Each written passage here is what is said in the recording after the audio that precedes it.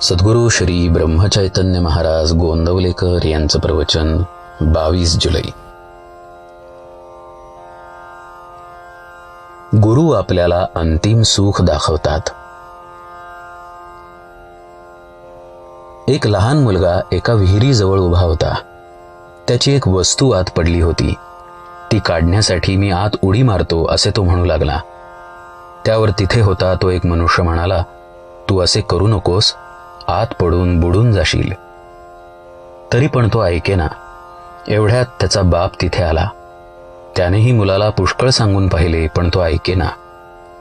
मग त्या मुलाला बापाने धाक दाखवून आणि मार देऊन घरात नेले.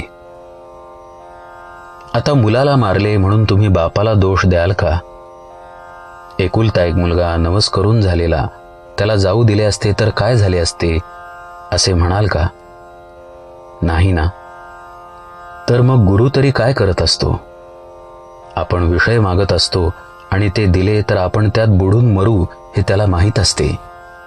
म्हणूनच तो आपल्याला त्यातून वाचवण्यासाठी 4 गोष्टी सांगून पाहतो. आपण तेही न ऐकले तर तो आपत्ती वगैरे आणून धाक दाखवतो. आपण त्याबद्दल रडत असलो तरी तो आपल्याला त्यातून वर ओढीतच असतो.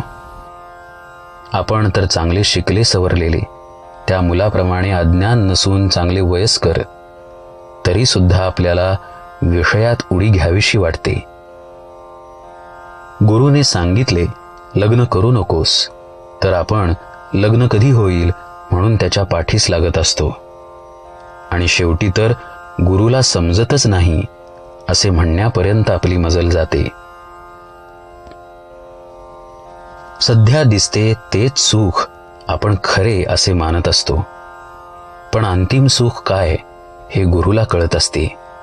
म्हणून तो सध्या दिसणाऱ्या सुखापासून आपल्याला परावृत्त करत असतो. तेव्हा आपण गुरुवचनावर विश्वास ठेवून त्याच्या आज्ञेप्रमाणे वागणे हेच श्रेयस्कर आहे.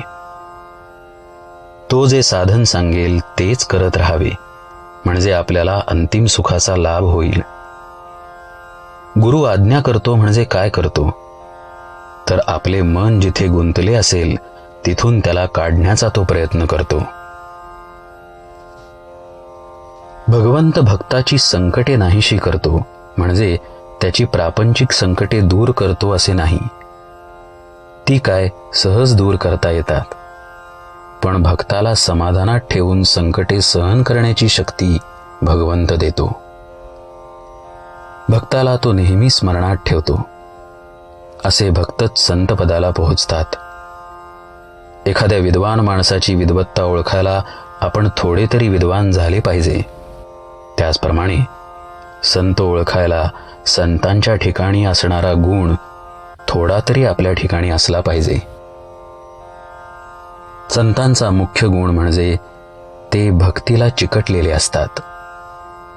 सत्पुरुषांचे बाहेरून वागण्याचे प्रकार त्या त्या देशकालमानाने निरनिराळे असतात, पण आतले भगवंताचे प्रेम मात्र सर्वांचे एकच असते. प्रापंचिक जन विषयप्राप्तीसाठी झटतात, पण विषय मागूनही जो देत नाही त्यापासून परावृत्त करतो तो संत.